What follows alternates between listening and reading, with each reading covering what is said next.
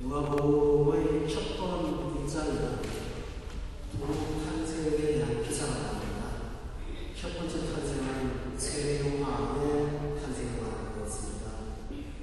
그 탄생의 특징은 부모님들이 너무 연로해서 자식이 나올 수가 없다는 거였죠. 그런데 하나님께서 기적을 통해서 자녀를 주신다고 예언하셨습니다. 그리고 또 하나는 예수님의 탄생 사건을 예언하고 있습니다. 예수님의 탄생 사건은 나사렛에 사는 마리아라는 처녀에게 천사가 알려주었습니다. 그런데 오늘 본문에 보면 6개월 단위로 일어난 이 사건이 통합이 되는 것을 보게 됩니다. 마리아가 먼저 잉태한 세례요한의 어머니 엘리사벳을 찾아갑니다. 가서 두 사람이 찬양을 하는 그런 내용이 오늘 본문의 내용이 되겠습니다. 그런데 본문 여러분이 갖고 있는 성경의 36절에 보면 마리아와 엘리사벳은 친척관계라고 소개되어 있습니다. 어떤 친척인지는 정확하게 잘 알 수가 없습니다만 어떤 친족 관계가 있었던 것 같습니다. 그런데 엘리사벳은 아론 대제사장의 손입니다. 마리아는 유다지파의 자손입니다. 이스라엘 12지파 가운데 제사장 지파가 아론 지파입니다. 또 이스라엘 12지파 가운데 이스라엘 왕으로 태어난 지파는 유다 지파입니다. 이 두 지파가 창세기부터 마가디까지 진행되어 오다가 역사적인 시점에서 천년 만에 두 사람이 귀족으로서 만나는 통합이 이루어집니다. 이것은 결코 우연한 사건이라고 할 수가 없습니다. 하나님께서 예고하신 3천년의 치유라는 계획이 진행되는 과정을 보여주고 있습니다. 성도 여러분은 이 세상의 삶이 우연과 무질서 속에서 진행되는 것처럼 보일 수 있습니다. 그러나 사람의 활동과 이 사건의 배후에는 이 세상 역사를 통치하시는 통치자 하나님이 계십니다. 그래서 우리는 두렵기도 하고 때로는 위로가 되기도 합니다. 왜냐하면 하나님께서 통치하신다면 지금 불합리하게 불의가 횡행하는 세상 속에서 정직하고 진실하게 살아도 결과를 얻지 못할 때 우리는 하나님의 결과를 기다릴 수가 있습니다. 또 사람이 교만해서 자기 마음대로 행동을 할 때도 하나님이 통치자라는 사실을 알게 된다면 그는 마땅히 하나님을 두려워하게 될 것입니다. 그런데 오늘 본문에 나오는 이 역사의 배경은 여러분이 1장 5절을 전에 공부했을 때 누가는 역사를 유대왕 헤롯게라는 역사적 관점을 기록하고 있었다는 사실을 기억합니다. 그 다음에 대제사장 아론의 집안 중에서 사가랴가 예루살렘 성전에 가서 모든 백성과 함께 모여 공적 제사를 드렸다는 사실을 여러분이 아마 기억하실 것입니다. 그런데 그 유대왕들은 정치적 중심과 종교의 중심인 예루살렘 성전에서 벗어나서 본문 26절에 보면 역사의 무게가 갈릴리라는 요청의 조그마한 나사렛이라는 동네로 이동하고 있습니다. 그뿐만 아니고 사가랴와 엘리사벳은 예루살렘에서 일을 했는데 39절에 보면 마리아가 그들을 만나러 갈 때는 유대의 조그마한 한 동네로 갔다고 기록되어 있습니다. 하나님의 역사는 세상이 중심이라고 생각하는 곳에서 일어날 수도 있지만 우리가 그곳에서 어떤 하나님의 일이 일어날까 기대하지 않는 평범하고 이름 없고 주목받지 못한 장소에서 하나님의 나라의 일들이 진행된다는 사실을 우리에게 보여주고 있습니다. 역사적인 중요한 인물들을 통해서도 일을 하셨으나 나사렛 동네의 평범한 처녀아이 하나에게 하나님은 다가가셔서 당신의 거대한 계획을 진행하고 있습니다. 이것은 우리에게 어떤 은혜를 줍니까? 우리는 평범하고 우리는 무명한 사람들입니다. 그렇지만 하나님은 우리 같은 사람들을 통해서 일하시고 또 하나님은 우리 같은 평범한 사람을 통해서 큰 역사를 이루신다는 사실을 우리가 볼 수가 있습니다. 따라서 저와 여러분은 일상의 삶을 한참케 여기지 말고 자녀를 키우는 문제도 하나님의 역사와 관련이 있다는 것을 기억하고 학교에 가서 공부하는 문제도 하나님의 사건과 관련이 있다는 사실을 기억해서 직장생활을 하시면서 이 속에는 하나님의 경륜이 진행하고 있다는 사실을 여러분이 인식하면서 거기서 정체성을 나타나시고 자신감을 갖기를 주의로 축원합니다. 많은 사람들은 종교생활을 어떤 대단한 사건이나 체험이나 특별한 경험을 한 독특한 도덕성 있는 사람들을 통해서 진행될 거라고 생각을 합니다. 그러나 하나님의 나라는 결코 그렇지 않습니다. 우리같이 보잘것없고 우리같이 두려움에 떨고 우리같이 불안정한 삶을 살아가는데도 불구하고 하나님은 우리를 통해서 하나님의 일을 한다는 사실을 기억하시고 천하고 약하지만 소중하게 하나님이 나를 쓰신다는 사실을 믿고 담대하심을 주의로 축원합니다. 오늘 본문에 보면 여러분이 지난 시간에 한번 돌아가 보겠습니다. 세례요한의 탄생은 저는 순기이라는 관점에서 성경이 기록하고 있다고 말했어요. 세례요한이 탄생했던 사실에 대해서는 사가랴가 어머니가 돼서 말을 못하게 했고요. 그 어머니 엘리사벳은 5달 동안 부끄러움 때문에 숨어서 공개하지 않았습니다. 그런데 예수님의 탄생에 관해서는 누가복음 1장과 2장에 거대한 대서사시 찬양시가 3번이나 기록되어 있습니다. 오늘 본문에 나오는 마리아의 찬양부터 61절부터 79절, 69절부터 79절에 보면 사가랴의 67절부터 79절에 보면 사가랴의 찬양이 나옵니다. 여러분, 사가랴가 어떤 일을 했죠?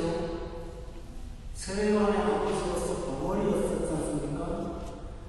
그런데 64절에 보면 입이 열리고 혀가 풀려서 말을 하기에 그는 자기 자신을 기뻐하는 말을 하지 않았습니다. 그는 하나님을 찬송하면서 예수님의 탄생을 찬송했습니다. 여러분, 이 사실은 우리에게 무엇을 의미합니까? 자기 아들이 기적같이 태어난 사건을 입이 열려서 혀만으로 한 것이 아니고 입이 풀려서 말할 때 그는 구원자가 이 땅에 오신 것을 찬양했습니다. 이것은 성경이 우리에게 예수님의 사건은 감추어진 사건이 아니라 공개되어 있는 사건이라는 것을 보여줍니다.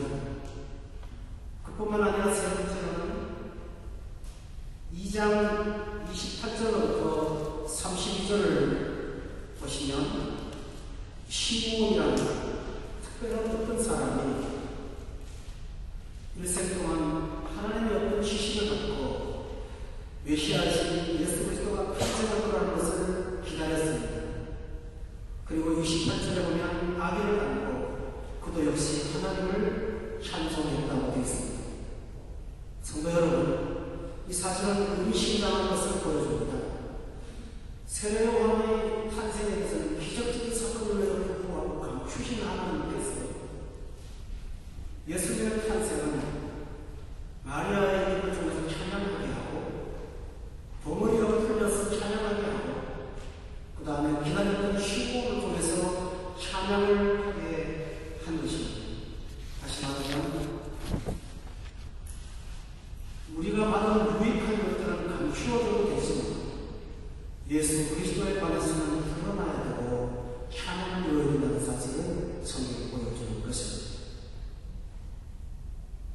이 사실은 예수님이 계셨을 때에도 동일했습니다.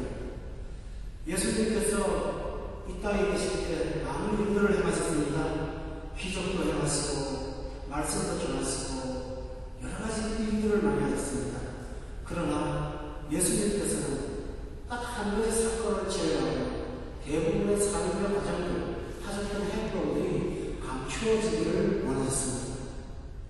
질병을 고쳐놓고도 병자에게 함부하라고 말했습니다. 기뻐 뛰면서 사람들에게 예수님을 전하고 싶은 사람들에게 질병을 치유하고 자라는 사실에 대해서는 입을 다물라고 부탁을 했습니다. 그러나 예수님께서 딱 한 가지 사건, 당신이 기약대로 오셔서 약속대로 십자가를 당하셨던 십자가의 사건만 공개되기를 원하셨습니다. 여러분, 여기서 우리는 신앙생활의 초점이 무엇이 되었는지를 보여주고 있습니다. 여러분이 만약에 기차를 타고 부산을 가셔야 된다면 목적지가 분명하고 타는 기차가 부산으로 가는지를 확인해야 될 것입니다.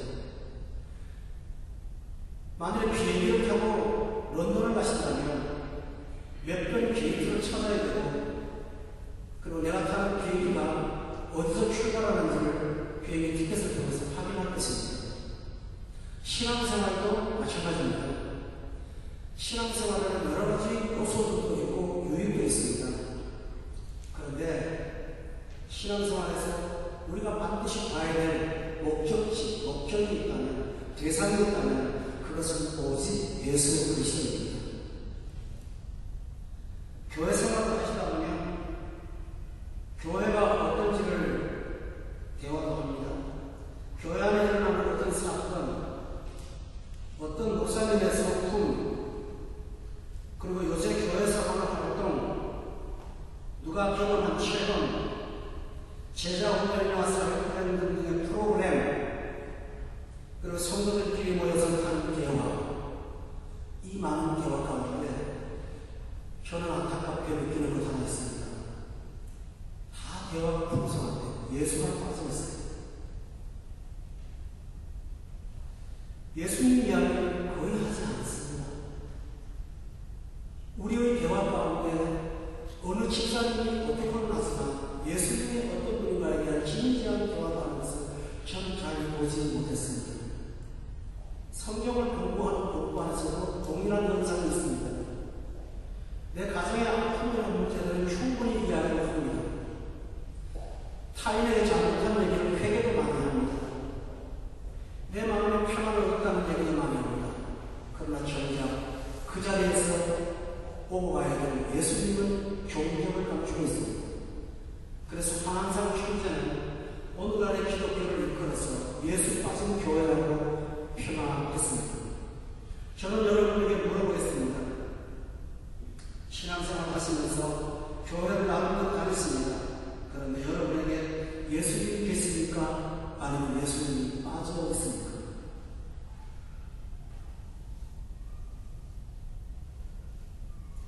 나의 평안 때문에 교회를 오십니까? 아니면 예수님이 여러분에게 관심이 되십니까? 대개 어떤 분들은 예수님을 다 아는 것으로 생각을 했습니다. 일단 그분은 기초로 적었고 나머지 것들을 찾아보려고 합니다. 그러나 성경은 예수님은 측량할 수 없는 풍성이요 하나님의 비밀이라고 말했습니다. 이 말이 무슨 뜻일까요? 우리가 들어도 그분의 지식에 대해서 다 알고 있다는 것입니다. 그런데 우리는 마치 예수님에 대해서 프로가 된 것처럼 생각하는 경향이 있습니다. 여러분이 골머리를 앓고 관심을 갖고 있는 주제가 무엇입니까? 그것은 예수님이 되어야 될 줄 알겠습니다. 그래야만 건강한 신앙인데, 여러분, 우리는 성경 공부 시간에 보고 있습니다만 골로새서에 보면 참 교회는 머리 대신 예수님을 붙잡아야만 된다고 말했습니다. 그러므로 성도는 여러분 예수님을 중심으로 붙잡고 예수님을 공부하시고 예수님과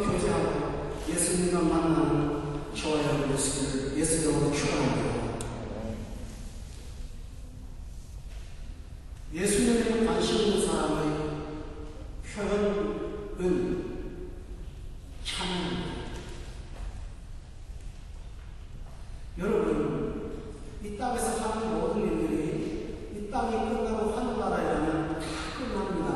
딱 하나만 남습니다. 교회 생활 가운데 모두가 다 끝납니다.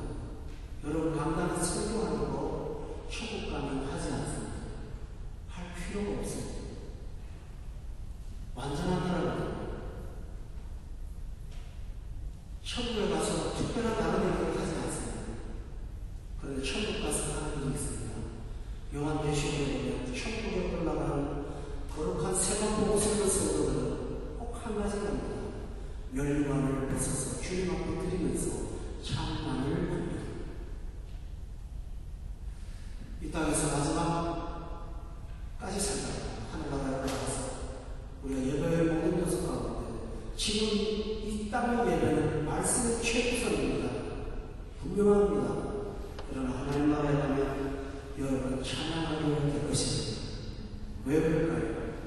예배소서에 보면 성부, 성자, 성령이 우리를 위해서 하시는 일들이 기록되어 있는데 여러분하고 공부하시는 기억날 때 성부가 하시는 일도 하나님을 찬양케 하려 합니다. 성자가 하시는 일도 하나님을 찬양케 하려 합니다.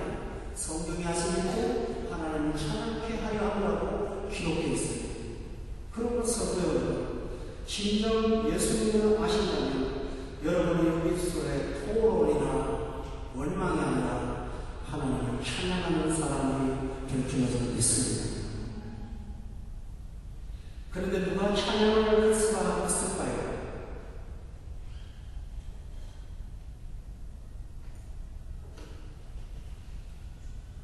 어떤 사람이 찬양을 할 수 있을까요? 찬양이 아닌 노래를 할 수 있습니다. 그런데 찬양, 새 노래는 아무나 하지 않습니다. 음대를 나갔다고 할 수가 있을까요? 불렀다고 찬양일까요? 그럴 수는 있습니다. 그러나 진정한 찬양은 특별한 사람만 할 수 있습니다. 어떤 사람인가를 말씀드렸습니다. 오늘 본문에는 두 사람의 만남이었다고 말씀드렸습니다. 하나는 나이든 엘리사벳입니다. 또 한 사람은 누굽니까? 마리아입니다. 둘의 공통점은 임신을 했다는 것입니다. 둘 다 세상으로 보면 꼴불견입니다. 늙은 사람이 배어를 했으니 얼마나 임신하지 말아야 할 사람이 임신했으니까 드러낼만 합니까? 둘의 모임이 찬양하는 사람의 모습입니다. 여러분, 그들은 어떤 독특한 체험을 하면서 세상에 물어볼 때는 늙은 사람은 주책이고 미혼의 처녀는 부도덕합니다. 그런데 그들은 뱃속에 한 사람은 거룩하신 구원자를 캐동하고 있고 한 사람은 구원자를 취업하는 주님을 캐동하고 있습니다. 그 기쁨을 누가 알겠습니까? 그 은총을 누가 알겠습니까? 그들만이 압니다. 저는 이렇게 말씀드립니다. 누가 찬양할 수 있습니까? 예수님이라는 나는 생명이라고 말씀하시는 생명이신 예수님을 잉태하고 캐동한 사람을 찬양할 수 있습니다. 세상 기준으로 볼 때 두 사람의 찬양은 제정신이 아닌 사람들의 찬양인 것 같습니다. 그러나 그들은 하나님 앞에 뜨거운 찬양을 하고 있습니다. 진정 여러분이 참 찬양자가 되기를 원하신다면 여러분 예수님의 생명을 모시고 계세요. 또 하나 있습니다. 엘리사벳은 늙은 나이에 기적을 받았으니 얼마나 감사합니까? 그러나 마리아와 똑같은 마음일까요? 처녀가 임신했으니 얼마나 부담이 됩니까? 받은 은혜가 있으면 찬양을 합니까? 부담이 되고 찬양할 수 있습니다. 교회 와서 특별한 은혜를 받고 내 가정의 문제가 풀어지는 사람은 기뻐 찬양할 거예요. 처녀의 몸으로 아기를 배워서 시몬의 예언처럼 하나님의 마음을 찌릿한 것처럼 고통을 받는 일생을 하나님께서 예언했음을 불구하고 그 부담 앞에서 그녀는 찬양할 수 있었습니다. 어떤 사람은 나도 어떤 사람은 쓰임받아서 찬양을 하고 있습니다. 어떤 사람은 축복을 받아서 찬양하고 어떤 사람은 헌신의 요청을 받고 찬양하고 있습니다. 여러분, 이 신비한 비밀을 뭐라고 설명을 하겠습니까? 딱 하나입니다. 예수 생명을 가진 자는 찬양할 수 있습니다. 그 찬양이 진정한 찬양입니다. 여러분은 기억하십니까? 천사가 마리아에게 찾아와서 처음 한 말은 본문 1장에 28절에 보면 은혜를 받은 자였습니다. 칼이 마음을 찌릿하는 고통을 시작했는데 성경은 은혜를 받은 자라고 그렇게 말했습니다. 그러므로서 여러분, 세상에 위할 수 없는 은혜를 가진 자만이 하나님을 찬양할 수가 있습니다. 저는 여러분에게 찬양의 입술이 커지기 위해서 여러분의 심령 속에 생명 되신 예수님이 계시기를 주의 축원합니다. 그런데 그 찬양, 지옥에 있는 그분의 능력이 있습니다. 사탄의 역사를 발밑에 무너뜨리는 권능이 있습니다. 여러분 기억하십니까? 여리고라는 가나안 첩성을 점령할 때 하나님께서 여리고 성을 점령하는 무너뜨리는 도구로 주신 것 딱 하나 있습니다. 그것은 법궤를 앞에 세우고 레위 백성들과 과자소의 길에 서서 60만 백성이 여호와를 찬양하는 찬양으로 여리고의 성벽을 무너뜨렸습니다. 여호사밧이 전쟁을 할 때 그런 성가대를 까먹어서 앞에 세우고 찬양을 하고 계획되는 것이 기적이 있습니다. 성도 여러분, 하나님의 생명을 가진 자의 찬양은 단순한 노래가 아닙니다. 하나님의 생명을 가진 찬양은 권능이요 능력입니다. 성도 여러분에게 이 찬양이 영원 깊은 곳에서부터 일어나시기를 주의 이름으로 축원합니다. 찬양의 내용은 그 무엇일까요?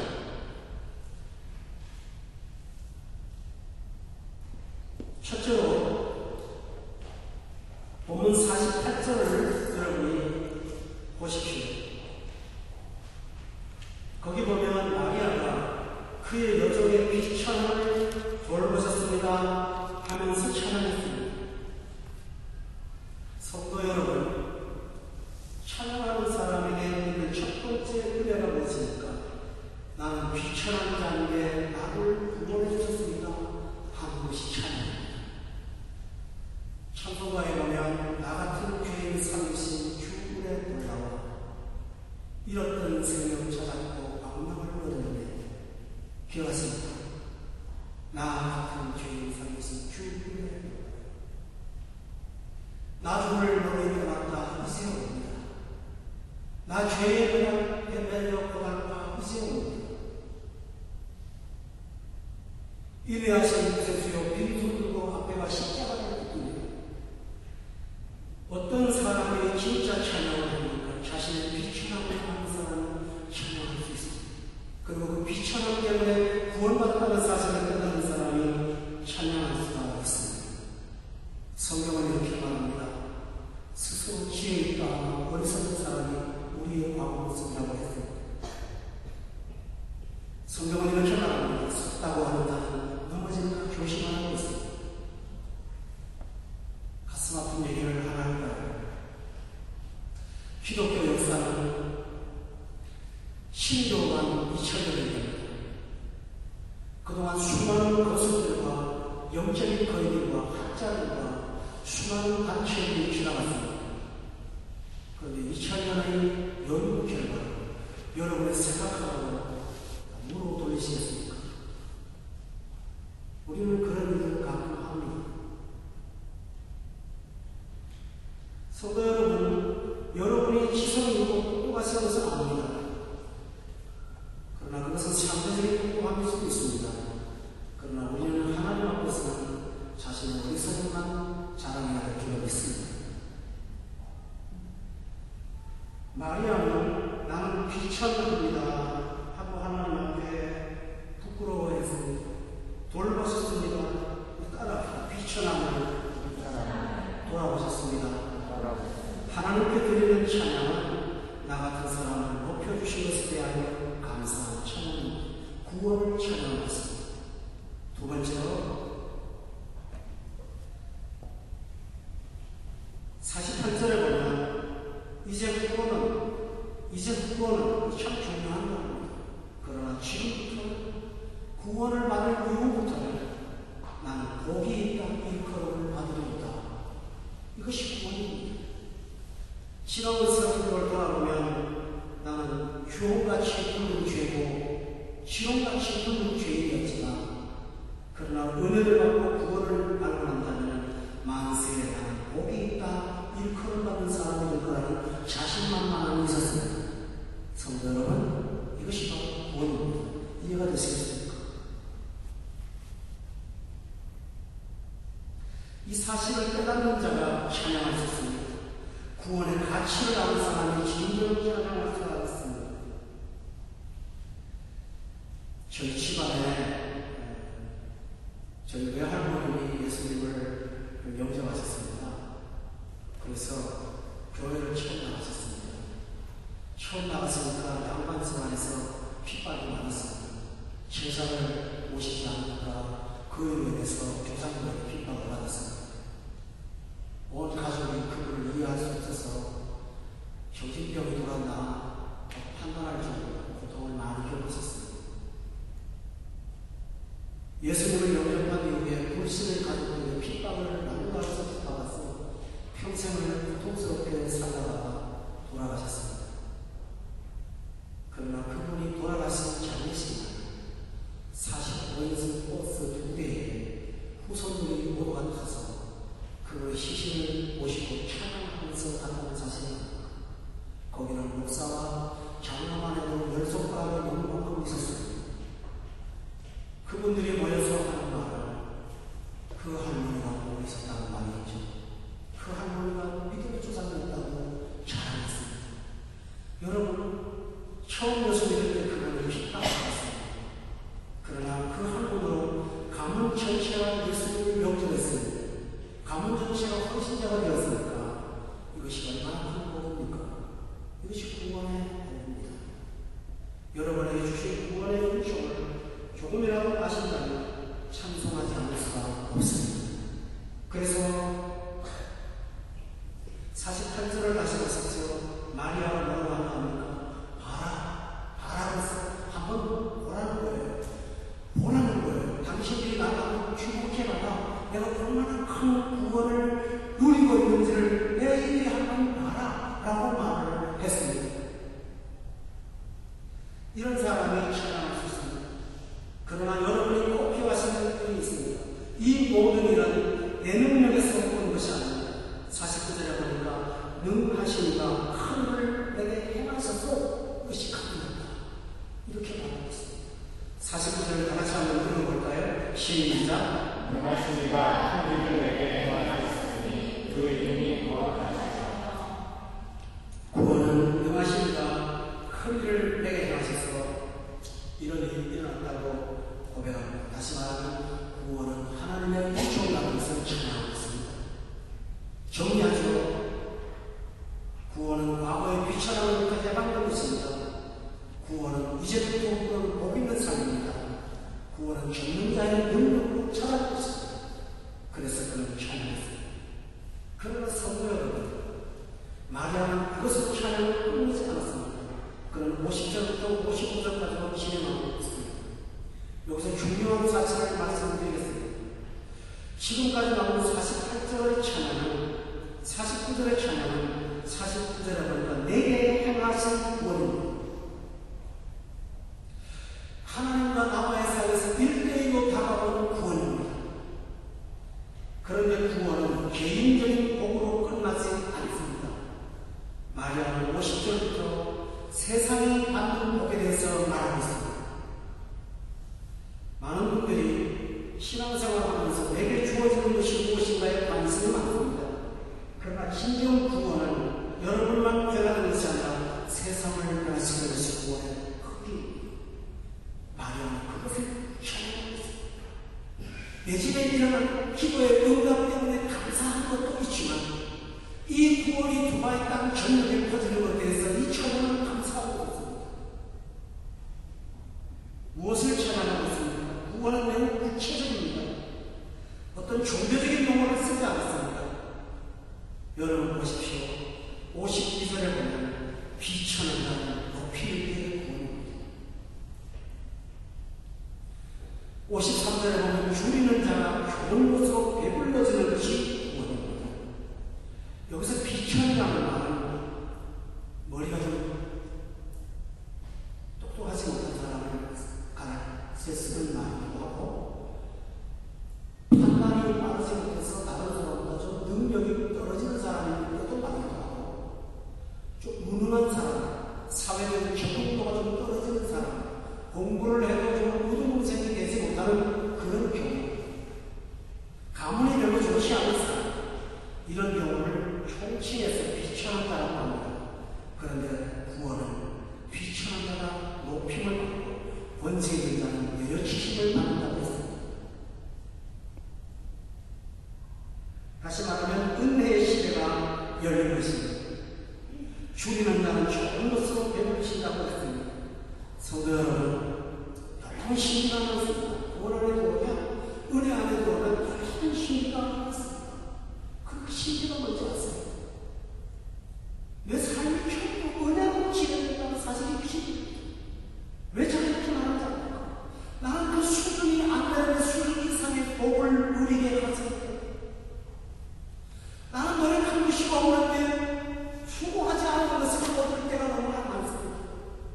성경은 말하기를 내가 수고하지 않은 것들이 내 품으로 들어올 때가 있다고 했습니다. 공짜 신고라는 말이 아닙니다. 내 능력, 내 한계 너머에서 역사하시는 하나님을 내 생활에서 경험합니다. 나는 주인 자를 곧 배가 불러요. 나는 비치는 자의 높은 자리에 올라가요. 나는 연약한 마음의 이상함에 나를 통해서 하나님이 역사하세요. 그때 우리가 고백하는 것은 뭡니까? 하나님, 인자가 무엇인데 사람이 무엇인데 이렇게 나를 돕겠습니까? 찬양밖에 없습니다. 할렐루야. 이것이 구원입니다. 사회의 구조는 어떻습니까? 권세 있는 자가 독식을 합니다.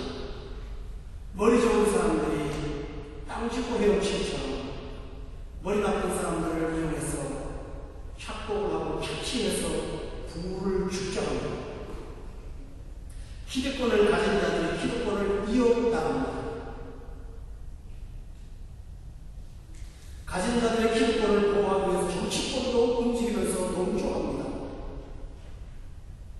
억울한 피지의 사람들은 어디에 기댈 데가 하나도 없습니다. 세상이 약육강식의 세상이나 적자생존의 세상으로 진행되어 나간다면 우리는 살 희망이 없습니다. 그런데 주님은 이 구조를 깨뜨리십니다. 은혜라는 구조를 통해서 약자도 강하게 될 수가 있고 빈자도 부유하게 될 수가 있고 무능한 자도 능력 있는 삶을 살 수 있도록 바꾸어 놓으신 것이 원이라고 마리아는 그렇게 찬양하고 있습니다. 성도 여러분, 이 신비를 아십니까? 저는 여러분에게 이 신비가 눈 떠지기를 주님으로 축원합니다. 골리앗 같은 대장수 앞에 돌멩이 5개 된 다윗이 싸워서 이긴 것처럼 무력한 우리지만 골리앗 같은 세상을 따라가서 이길 수 있도록 하시는 것이 하나님의 은혜입니다. 사사기에 보면 기도원이라는 사람을 나옵니다. 소심한 사람이었습니다. 두려움에 떠는 사람이었어요. 자기 집에 곡식을 추수할 때 그 곡식을 미디안 사람을 빼앗길까봐 항아리 큰 속에 들어가서 작대기로 곡식을 훑어서 겨우겨우 먹고 살았던 소심한 놈이었습니다. 그러나 하나님께서 그를 쓰셔서 미디안 40만을 물리치셨습니다. 성도 여러분, 이것이 바로 구원입니다. 또 하나, 하나님의 공의가 시작된다는 것을 말합니다. 평안한 자는 끝까지입니다. 51절에 보니까 권세를 앞세우는 사람은 배려합니다. 돈을 자랑하는 53년의 부자는 빈손으로 칼입니다. 그러나 하나님만을 재산으로 여기는 자는 배불려 주신다고 성경은 말씀합니다. 사랑하는 교우 여러분, 이것은 우연히 된 것이 아니라고 많이 하고 말합니다. 본문 54절과 55절에 보면 기억하셨습니다. 조상들에게 말씀하신 것처럼 아브라함과 그 자손에게 하셨다고, 약속을 성취하셨다고 말씀하셨습니다.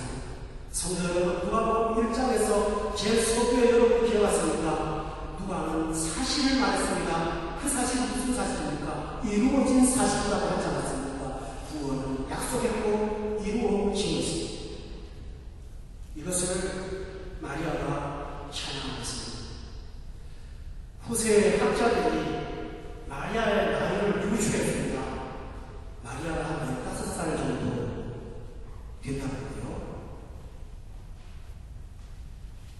그러면서 하는 말이, 이 어린 나이에 입에서 이만한 사이즈의 찬양이 나올 수가 없으니까 이거는 다른 사람이 조작해서 넣었을 거라고 말했습니다.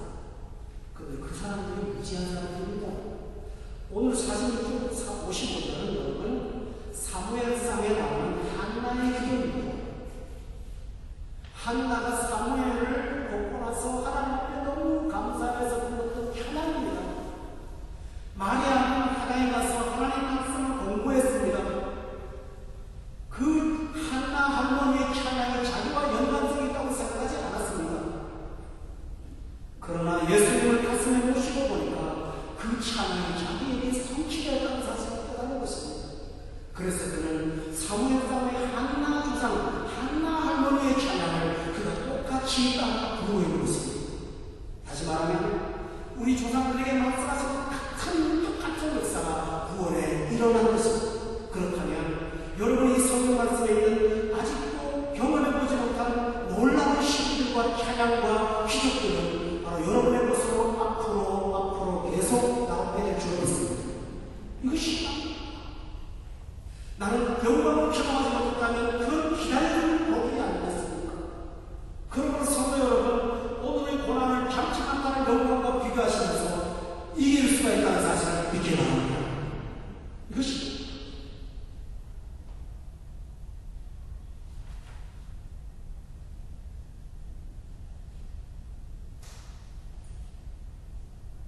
구원을 경험하고 나면 마리아처럼 15살의 아이에 영성이 높아지는 것처럼 여러분도 그와 같은 깊은 세계에 들어가게 될 줄 믿습니다. 저는 마지막 이야기가 있습니다. 구원을 어떻게 체험하고 경험합니까? 오늘 26절에 보면 천사가 마리아를 찾아갔었죠. 39절에 보면 마리아가 천사의 소개를 듣고 일어나서 빨리 산골로 가서 40절에 보니까 엘리사벳에게 가서 문안을 했습니다.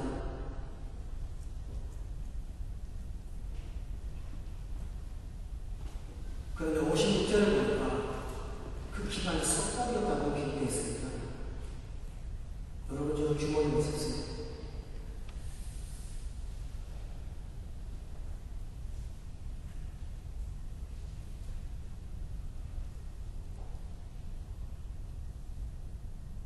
이 석 달을 주목하십시오.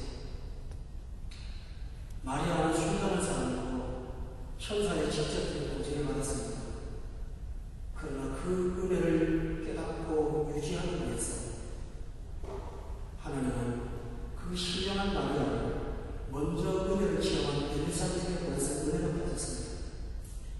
이것은 무엇을 의미하냐? 여러분이 신앙생활 가운데 모임을 소중히 여기시기를 바랍니다. 여러분의 영성이 자라나기를 원하십니까? 모임을 비행하지 마십시오. 활용하세요. 적어도 여러분이 엘리사벳처럼 은혜가 충만한 사람과 석 달만 동행하신다면 수십 년의 정체된 신앙생활 분명히 바뀔 것입니다. 아니면 3일만 함께 있어보세요. 달라질 것입니다. 여러분이 석 달이셨습니까? 마리아 같은 사람은 석 달이셨습니까? 여러분 기억합니까? 사도 바울이 다메섹에서 변화됐지만 하나님께서 그를 변할 수 있는 과정은 길고 3년의 아라비아 산악 속에서 그를 변할 수 있어요.